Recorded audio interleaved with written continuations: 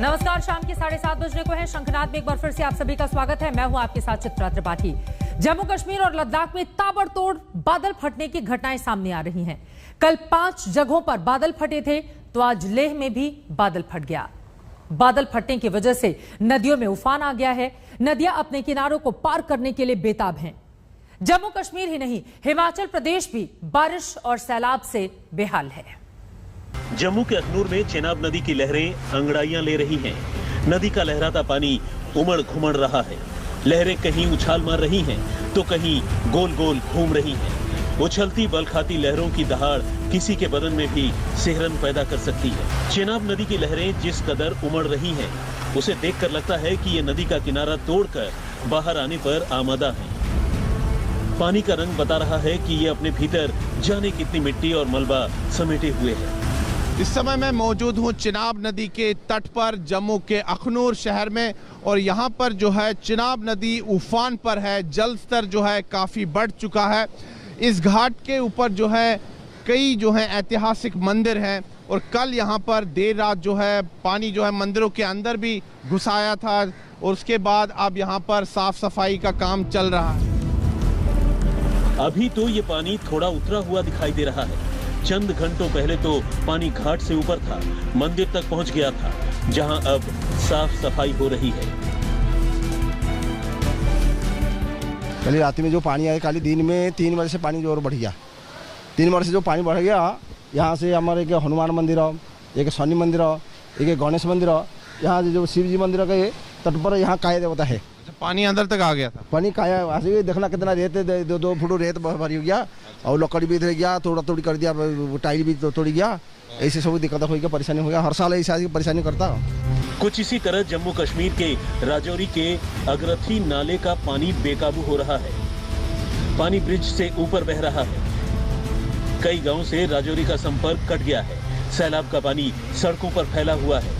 जम्मू कश्मीर के उधमपुर में आसमान से बारिश हो रही है, तो तवी नदी का पानी जैसे उधम मचा रहा है। उधमपुर जिले के दारसू इलाके में तवी नदी की उफनाती लहरों के बीच एक बच्ची फंस गई। एसडीआरएफ ने कड़ी मशक्कत के बाद लड़की को लहरों से बाहर निकाला। जम्मू कश्मीर के आसमान से पानी नहीं, बल्कि आफत बरस रही है। जम्मू कश्मीर और लद्दाख में 4 जगह बादल फटने की घटनाएं सामने आई हैं। जम्मू कश्मीर के अमरनाथ में पवित्र गुफा के आसपास बादल फटने से जमकर तबाही मची। गुफा के बाहर सैलाब की स्थिति आ गई। आसपास के नालों में उफान आ गया। श्राइन बोर्ड, पुलिस और सेना की टीमें फौरन हरकत में आई और नाले के करीब मौजूद सारे स्टाफ को आनन फानन में वहां से निकाला गया। करगिल में 2 जगह बादल फटे, तो बांदीपोरा में भी बादल फटने से आसपास के इलाकों में पानी भर गया। किश्तवाड़ के हांजर डच्चन गांव में बादल फटने के चलते जल प्रलय की स्थिति सामने आ गई। जम्मू कश्मीर में मॉनसून का कहर जो है वो लगातार जारी है। कई इलाकों में जो है स्थिति काफ़ी ज़्यादा भयावह है। किश्तवाड़ ज़िले की अगर बात करें तो बादल फटने के बाद वहां पर दक्षिण इलाके में अभी भी जो है 19 लोग लापता है, और उनकी तलाश जो है लगातार जारी है। जो रेस्क्यू टीम्स हैं, जो बचाव कार्य में जो टीम्स जुटी हैं, उनको 7 शव जो हैं वो मिल चुके हैं। 7 लोगों के मरने की पुष्टि हो चुकी है। 17 लोग जो हैं वो जख्मी हो चुके हैं। उनको अलग अलग अस्पतालों में लिया गया है। जम्मू कश्मीर के ही किश्तवाड़ के हांजर गांव में चारों तरफ तबाही का मंजर है। 7 लोगों की मौत हो गई है। तमाम घर जमींदोज हो गए। हर तरफ से हमको ये खबर आ रहा है, many tourist, many people, many persons and specially Hunza में बहुत सारे नुकसान हुए। इधर अब तक हमने 7 डेड बॉडीज रिकवरी किया और 17 लोगों को पुलिस पार्टी ने रेस्क्यू किया। आज लद्दाख में बादल फटने की वजह से श्रीनगर लेह रोड पर बड़े पैमाने पर भूस्खलन हो गया, जिसकी वजह से नेशनल हाईवे नंबर 1 पर घंटों जाम लगा रहा। वहीं लाहौल स्पीति में बादल फटने और राज्य के दूसरे इलाकों में चट्टान खिसकने और दरिया में बहने से 24 घंटे में 14 लोगों की मौत हो गई है। लाहौल के तोजलिंग नाले के पास रेस्क्यू ऑपरेशन चलाया गया। आईटीबीपी ने एक और शव बरामद किया और कुल मिलाकर मरने वालों की संख्या 7 हो गई है। मौसम विभाग ने कांगड़ा, सिरमौर, शिमला, लाहौल स्पीति, मंडी और चंबा जिले में भारी बारिश की चेतावनी दी है। वहीं कुल्लू, चंबा, सोलन, किन्नौर, कांगड़ा, मंडी और सिरमौर में फ्लैश फ्लड और जमीन खिसकने की वार्निंग दी गई। हिमाचल के चंबा जिले में बारिश का कहर जारी है। लगातार हो रही भारी बारिश के चलते लोगों के घरों में और सड़कों पर मलबा जमा हो गया है। चंबा में विशाल आनंद के साथ सुनील जी भट्ट, अखनूर, आज तक। वैसे सैलाब के संकट से दिल्ली भी दूर नहीं है। यमुनानगर के हथनीकुंड बैराज से आज सुबह से ही लगातार पानी छोड़ा जा रहा है। लाखों क्यूसेक पानी दिल्ली की ओर बढ़ गया है। यमुना के जलस्तर को बढ़ते हुए देखते हुए लोहे का पुल अब बंद कर दिया गया है। हालात ऐसे हैं जिसको बताती हुई ये तस्वीरें और ये रिपोर्ट। हथनीकुंड से चला पानी, दिल्ली के लिए चेतावनी। पहाड़ों पर मूसलाधार, यमुना में हाहाकार। हथनीकुंड में पानी की हुंकार को सुनिए, इसके रौद्र रूप को देखिए। इसका ये रौद्र रूप देश की राजधानी दिल्ली को डरा रहा है। पहाड़ों पर हुई बारिश का पानी लगातार हथनीकुंड बैराज तक आ रहा है, जहां से उसे दिल्ली की ओर भेजा जा रहा है। सुबह से ही दिल्ली की ओर लाखों क्यूसेक पानी छोड़ा जा चुका है। सुबह 5 बजे से 1,08,000 क्यूसेक पानी छोड़ा गया। घंटे भर बाद 1,03,000 क्यूसेक और अगले ही घंटे 93,000 क्यूसेक पानी दिल्ली की ओर रवाना कर दिया गया। सुबह 8 बजे से 93,000 क्यूसेक पानी और छोड़ दिया गया। छोटी छोटी नहरों को बंद कर सारा पानी राजधानी की ओर छोड़ा गया है। दिल्ली की ओर खुलने वाले हथनीकुंड बैराज के गेट खोल दिए गए। लाखों क्यूसेक पानी दिल्ली की ओर बहाया गया तो यमुना में बाढ़ के हालात पैदा हो गए। जब ये पानी दिल्ली तक पहुंचेगा तो निचले इलाके डूब सकते हैं। जहां तक खतरे के निशान का पैमाना है तो फिलहाल हालात काबू में हैं।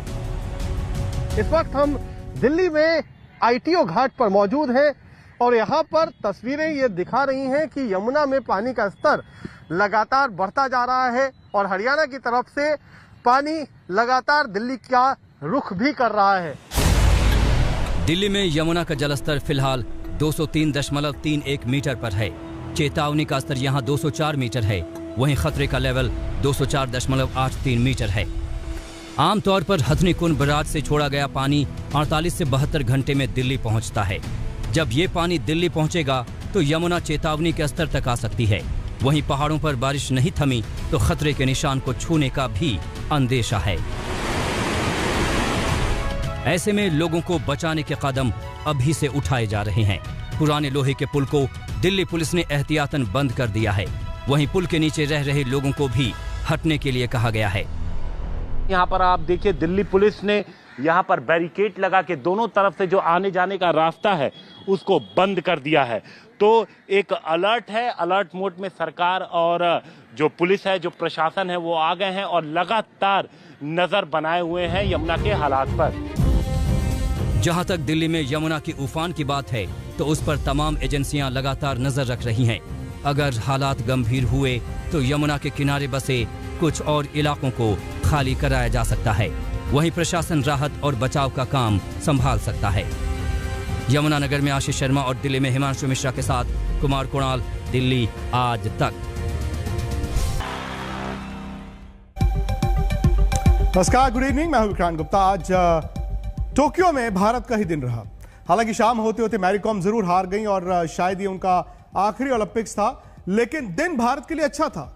और सुबह से भारत के जो गुड न्यूज आनी शुरू हुई वो हॉकी में आई, क्योंकि भारत ने डिफेंडिंग चैंपियन यानी कि रियो के गोल्ड मेडलिस्ट अर्जेंटीना को 3-1 से हराया है। भारत क्वार्टर फाइनल में पहुंच गया है और आप जानते हैं इस बार का फॉर्मेट ये नहीं कि 2-2 टीमें यानी कि सेमीफाइनल। हालांकि भारत दूसरी पायदान पर है अपने ग्रुप में, लेकिन 4-4 टीमों ने जाना है। तो भारत अगर अपने ग्रुप में नंबर 2 फिनिश करेगा तो सामने वाले ग्रुप से 3 नंबर की टीम को क्वार्टर फाइनल में खेलेगा। हालांकि अभी एक लीग मैच भारत का जापान से बाकी है। तो हॉकी में भारत उम्मीद कर रहा है कि 1980 के बाद पहली बार क्या एक मेडल आ सकता है। उसके अलावा देखें आप बाकी खेलों में भी भारत के दिन वैसे ठीक ही रहा, क्योंकि पीवी सिंधु मैच दर मैच एक कदम आगे लेती जा रही हैं, क्वार्टर फाइनल्स में पहुंच गई है। लेकिन यहां से उनकी लड़ाई और मुश्किल हो जाएगी। लेकिन फिलहाल जिस तरह वो खेल रही हैं, आज जरूर थोड़ा सा एफर्ट लगा, लेकिन एफर्ट लगना भी तो अच्छी बात ही होती है। रियो में उनको सिल्वर मिला था। हालांकि उन्होंने इस बार कहा था कि मैं रंग बदलने जा रही हूं, देखते ये है कि मेडल मिलता है कि नहीं। लेकिन क्वार्टर फाइनल में वो भी पहुंच गई हैं। अतानु दास ने लेकिन कमाल किया है जी तीरंदाजी में। उन्होंने मेडलिस्ट, ओलंपिक मेडलिस्ट को हराकर क्वालिफिकेशन में अपनी अगले दौर में जगह बनाई है। उस लिहाज से देखें तो उन्होंने जो कहते हैं ना कि अपने खेल के स्तर को ऊपर लेकर जाना, अतानु दास ने वो चीज दिखाई। पहला सेट हार गए थे, बावजूद इसके और एक बड़े नाम को हराना, ओलंपिक स्टेज पर जाकर उस शख्स को हराना जो इससे पहले ओलंपिक मेडल जीत चुका है, वो बड़ी बात है। सुपर हैवीवेट कैटेगरी में सुशील ने भी क्वार्टर फाइनल में अपनी जगह बना ली है बॉक्सिंग में, और सतीश ने। और इसके बड़ी बात यह है कि अब आपके 3 ऐसे बॉक्सर्स हैं जो ऑलरेडी क्वार्टर फाइनल में पहुंच गए हैं। 3 बॉक्सर्स का मतलब लवलीना, जिनका कल क्वार्टर फाइनल बाउट होगा, पूजा रानी और अब सतीश।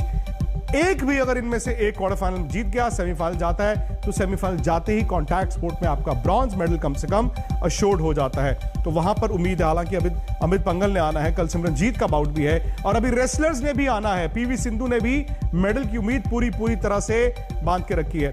आज मनु भाकर भी थी, मनु भाकर ने भी आज क्वालिफिकेशन में अच्छा खेल जरूर दिखाया है, लेकिन फिर वही बात है कि जो अगला दौर होगा उसमें वो कैसे करती हैं। मैरी कॉम 38 साल की उम्र में और 2012 में, यानी कि 9 साल पहले ओलंपिक मेडल जीतने के बाद आज जो मेडल का सपना था उनका टूट गया। वो हारी है, स्प्लिट डिसीजन से हारी, 2-3 से हारी। हालांकि बड़ी बात यह है और चौंकाने वाली बात यह है कि रेफरी ने तो कह दिया था, जब हाथ खड़ा करवा दिया था कोलंबियन बॉक्सर का, मैरी कॉम ने एक इंटरव्यू दिया है आज तक को एक्सक्लूसिव, जो मेरे सहयोगी राहुल रावत ने टोक्यो में किया, जिसमें उन्होंने ये कहा कि बाउट खत्म होने तक, प्रेस कॉन्फ्रेंस तक मुझे ये लग रहा था कि मैं तो जीती हूं, हारी नहीं हूं। कि कितनी देर पहले पता लगा कि आपको ये बाउट आप हार चुकी है मेरी? मैं जब इंटरव्यू दिया और डोपिंग सेंटर घुसा, तब भी विश्वास नहीं हो रहा है मेरे को। और ये मेरे को समझा रहा है मेरे को, आप जीता है, आप जीता है मीन्स क्या है, मतलब मैं समझ नहीं रहा। मैं जीता हूँ, जीत रही हूँ करके मैं तो ऐसे रहा, और ये समझा रहे बार। और बाद में मैंने सोशल मीडिया ट्विटर में देखा, किरण रिजिजू सर ने ट्वीट किया, अरे व्हाट, इतना शॉकिंग हो रही हूँ और इतना अपसेट हो रही हूँ। मैं क्या बोलूँ, मैं ये क्या है, मेरा फाइट में इतना ऐसे डिसीजन ऐसे हो सकता है, तो मैं क्या बोलूं, प्रोटेस्ट भी नहीं कर सकती हूँ। और ये उन लोग पहले बोल दिया कि ये ओलंपिक कुछ प्रोटेस्ट नहीं चलेगा, कुछ नहीं होगा, डिसीजन चेंज नहीं होगा, ऑलरेडी बता दिया। और सिर्फ पता नहीं मेरे को, मैं सिर्फ मेरे ऊपर से ऐसे हो जाता है। बहुत कंपटीशन में भी, सिर्फ ये ओलंपिक वाला नहीं है, पिछला वर्ल्ड चैंपियनशिप में भी ऐसे ही हो जाता है। मैं क्या बोलूं, मेरी आपकी इमोशंस आप बोलेंगी, आपके दिख रहे हैं, आपकी आंखों में वो दिख रहा है। बट ये ओलंपिक्स आपने इतने सालों से हर जगह compete किया, ओलंपिक्स हो, वर्ल्ड चैंपियनशिप्स हो, सबसे खराब ओलंपिक्स मेरे कहने में मेरा लग रहा है कि ये सबसे वर्ल्ड ओलंपिक बहुत बेकार ऑर्गेनाइज है।